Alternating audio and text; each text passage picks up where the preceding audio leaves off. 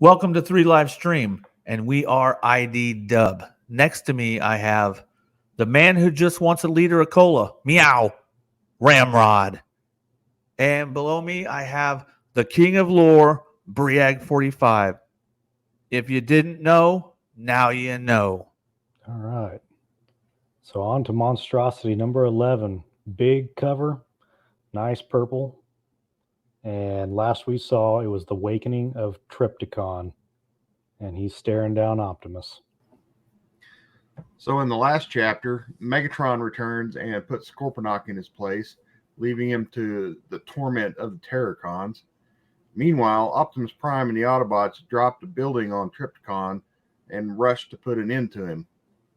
This is Chapter 11, Annihilation, a story by Chris Metzen and Flynn Dilley, art and cover by Livio Ramondelli, letters by Tom B. Long, editor John Barber, and this issue was published in August 2013.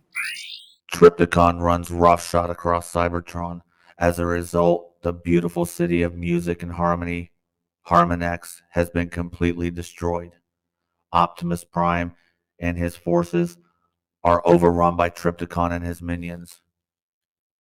Just when things seem to be at their darkest, reinforcements have arrived, along with a familiar enemy. Has this enemy come to assist our Autobot soldiers or aid in the destruction of the entire world? Tune in with us for another exciting episode of The Transformers. All right. So we ended the last issue. The last panel actually showed Trypticon already risen and basically roaring like Godzilla. These first few strips kind of showed just before that of him still in the surface of the planet. So you got Ironhide down there. A bunch of these dragons are basically coming out of Trypticon from the best they can tell and attacking the Autobots. I want to touch base on that in the discussion. This whole thing where Trypticon has these cybermorphic predators breeding them or something. I definitely want to hit that in the discussion. It's very intriguing to me. A spin on something I don't remember I read the first time. I don't know why.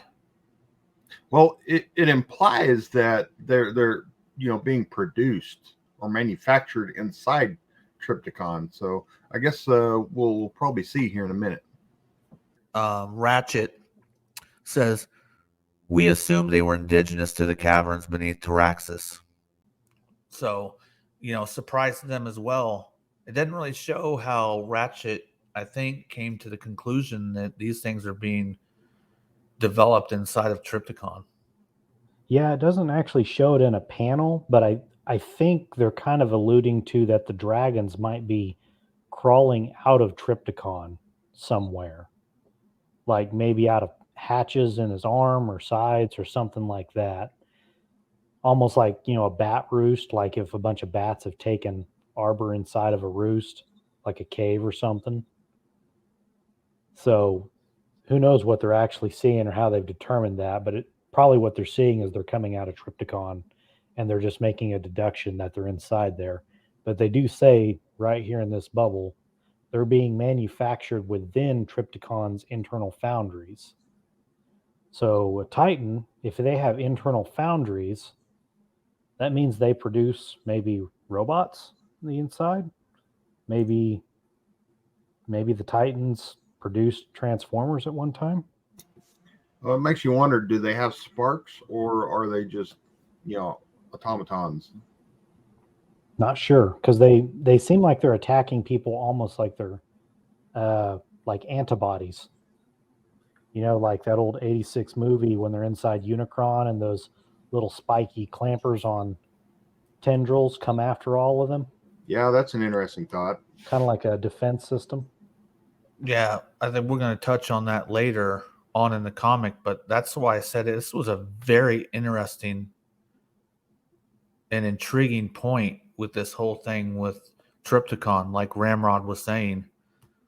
Do they have sparks? So I think that I might want to touch on that again because it's a big what the fuck is that type deal to me. Yep. So they call Prime to the front line, Ironhide's still down there. And this is where Trypticon finally wakes up and starts cratering through everything. You see Ironhide right there. Yep. So it looks like he shoots something, some robot, maybe Ironhide and someone else that was on a ledge. Or if we look at this, maybe Huffer and I don't know, who do you guys think that is? That is Huffer. I was wondering where he was because Is that Outback? Like, I was wondering if that was Outback or Brawn on the left, but that's definitely Huffer on the right. If you check the wiki page, it says Brawn. It says who? Brawn. Oh, Brawn. Yeah, okay. That could be Brawn. It It says seems Brawn. the wrong color for Brawn. It says Brawn and Huffer. Oh, and I see. I see. This is the back hood. This is the back of Brawn's head. Here's Brawn's actual dome head right here. Oh, okay.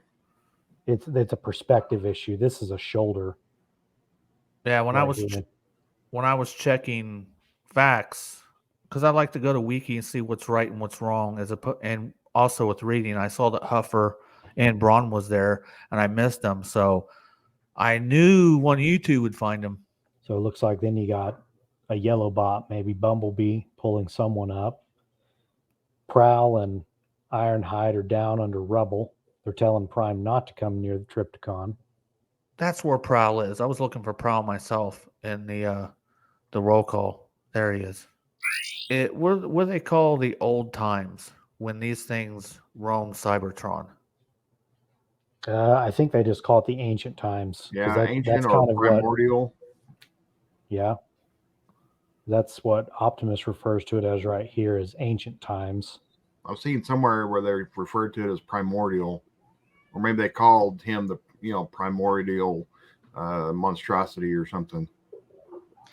Yeah, the whole series from start to finish, it gives you a perspective on several Titans, but there's only two of them that I've ever seen that are in beast form or have a beast mode, and that's Trypticon, and then a bird one that I believe is named Chala or Chella. I can't remember, but it's on one of the colony planets that arbors the what you would call the Beast Wars characters like Black Arachnia and Dinobot. Right here, it looks like Prime is looking to unleash the power of the Matrix to try to battle Trypticon. Yeah, he's trying to get the Matrix open. Of course, it's not doing anything. He gets swatted with a tail. Yeah, I mean, this next part that's coming up, I'm like, that's brutal. Yeah, that whole scene right there gave me flashbacks to the movie, the '86 movie. Yeah, and Ultra Magnus. Not really understanding how the Matrix works or when you're supposed to use it. Yeah.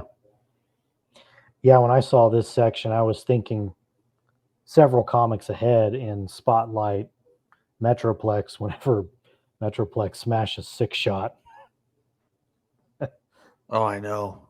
So, if you think Six Shot's tough because it didn't kill Six Shot, it didn't kill Optimus either. Yeah, right here, the Matrix has failed, as I have failed. And then that last panel to the right, I'm like, oh, damn, that's his foot. That's Trypticon's foot. Yep. Boom. Oh, Briag got in on some freaking noise actions. Somebody get the bass drop. Exactly. Man, but think about that. We've talked about how resilient Cybertronians are. How resilient must you be to take that and still just, I don't care if you're barely functioning or not. That's a feat in itself. Yeah, considering like Six Shot, he's a Phase Sixer. Later, they talk about Phase Sixers' armor plating is made from the collapsed metal of a dead star, so it's ultra dense. I guess the Matrix managed to upgrade Prime with some of that. Yeah. But yeah, he's definitely... We saw him have doubts about his leadership in the last comic. And it's definitely creeping up on again because This seems like the end of the world right here. Not just a losing leg in the war, but this appears to be, to me, what I think he feels is this is just the end of the world. Yep. And here comes the reinforcement of the Dinobots. So it's nice to see that Dinobots did come back. There's been several movie references, and we're not done with them yet. I mean, some of them are real subtle, but yeah, they're there. That's the first time we've talked about them in Monstrosity. They never really had. I don't think there's really been any movie references till this comic arc here. Yeah, besides quotes, I don't think so. So it looks like the Dinobots land and they're helping. I believe that's Ratchet based on the type of crest. Looks like they're pulling everybody out of the rubble. Trypticon and his devastation. You know, it's kind of a neat look. If you look at Trypticon and the silhouette that they have of him right there, he looks more animalistic than, like, say, the toys that we've seen before, where he's really blocky because he has a city mode. But right there, he definitely looks like he's got a lot more flexibility and joints and stuff. Like an actual monster or animal. Yeah. When I see this silhouette of Megatron here, it's I always like that. There's several times they drew him where you got his helmet and you can't see his face; it's all blacked out, and you just see the red eyes. I like that look. Yeah, I love that he's just, he's not dead, trying to get up. Megatron's gloating. Nice brand new body. Well, yeah, and he knows what it's like to be busted up because he was a few issues ago. His ass was busted up as well. Megatron says something about wanting to protect Cybertron, and that's what Pentius was teaching him as well. How to roll but not destroy, not to make the same mistakes that the Junkions made with their planet. Yeah, I mean, his conversation there with Optimus, just goes to show you again how different he is from Scorponok. I mean, Scorponok was just, anarchy where, Megatron has a plan, and part of his plan was always to protect Cybertron, but do it his way. He basically wanted to tear down, the autocracy that was there and rebuild in the image of what he called the Decepticon cause. Yeah, Megatron and Grimlock have some rhetoric here, but there's history with Megatron and Grimlock already. Yeah, if you judge by the conversation they have, it seems like that they've fought in the pit before. Yeah, it doesn't really, say it up front, but yeah, that's the idea of this conversation is that, they're continuing a bit of a grudge that they had before. Yeah. That was in my head as well. I was under the impression that maybe there was some kind of lore that backed that up, but I must be wrong because I definitely thought that too, and I thought it before I read this issue.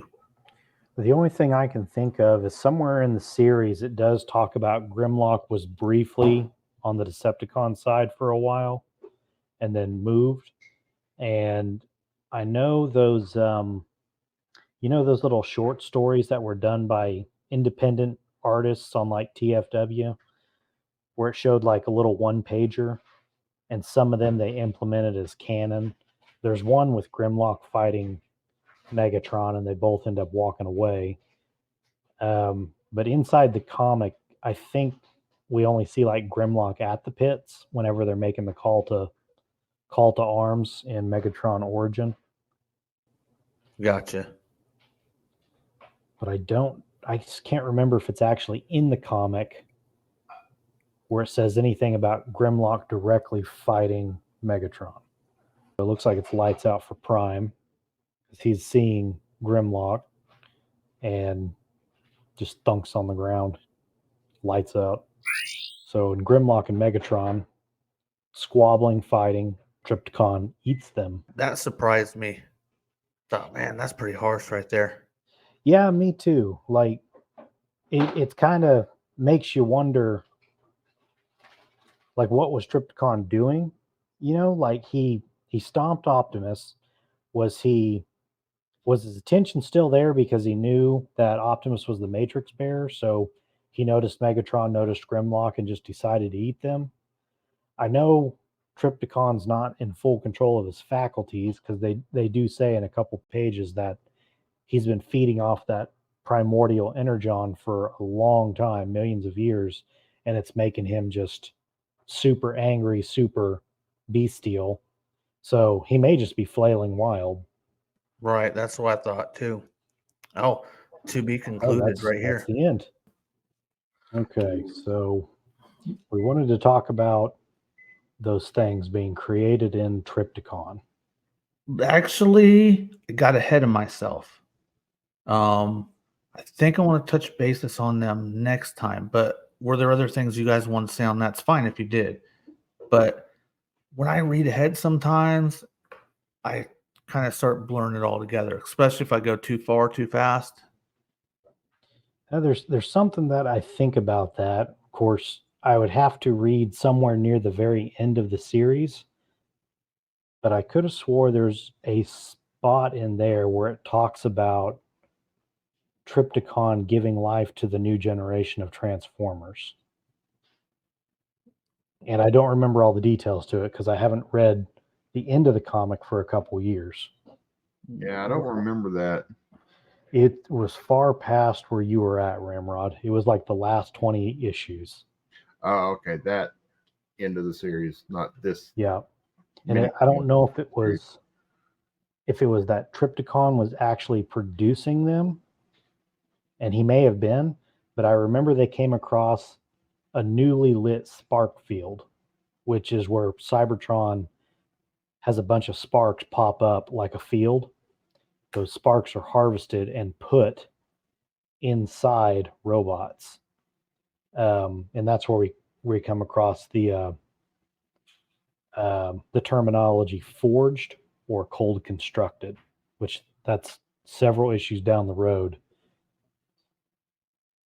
Yeah, I think there's a huge discussion because that was kind of out of nowhere when they did that. And if you start thinking about things below the surface, it's like, wait a minute, how is he able to spawn life forms from within?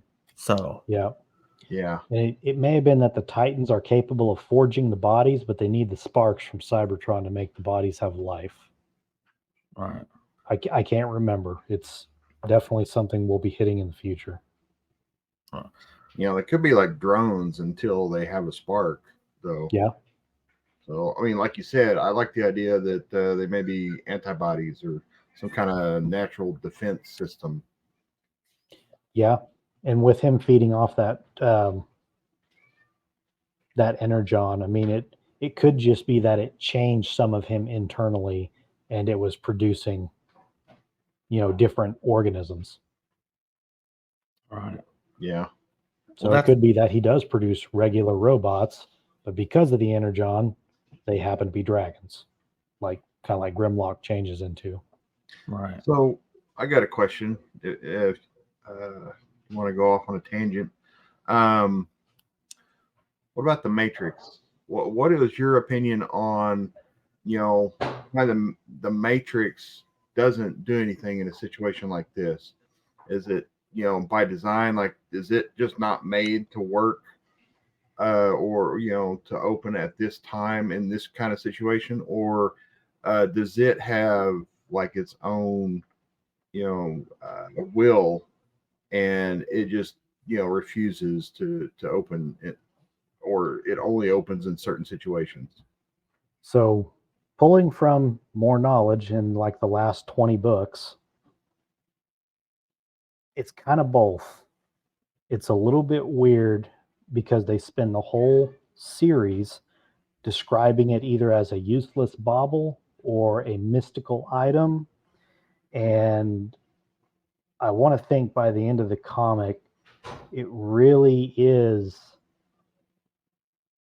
it has a set function, but it also is more like a godlike relic. Like I believe it is actually like the true spark of Prime or Primus, like the original.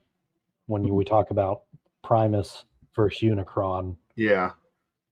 in the back of the days. I believe it's the original spark of Primus. It's life-giving. It has very unique properties. There's some things that it does later in the story that you'd look at and think that's just kind of a weapon. That's not really anything special. And I think they're mean to do that when they write this, is that they're trying to portray the Matrix as many functions. So bit interesting, but yeah, I think it truly is a mystical relic that serves some practical functions as well. Yeah. Yeah, I don't think it's there to aid them in personal military type quests. I think it's more of a wisdom granted, and you need to use the wisdom granted. It's not going to be full strength and force type deal. Yeah. That's Right. what It's I not felt. meant to be used as a weapon. Right. Yeah. It fixes things. And if it has to be a weapon to do that, it will, but it's not a weapon first. It's not like just a military weapon. It just fixes things. So whenever there's actual real problems, and I'm talking like timeline problems, a tear in space, you can think of it more like an item for keeping the peace. That's what I want to think of it as. And I mean peace like across the universe, keeping everything in order, everything balanced, kind of like Star Wars and the Force. It's got a dark and a light side, and they always got to be in balance. I think this item keeps the balance. All right. That's all I got tonight. Do you guys have anything else? Nope. I think that's That's it. All right, Ramrod. Roll out.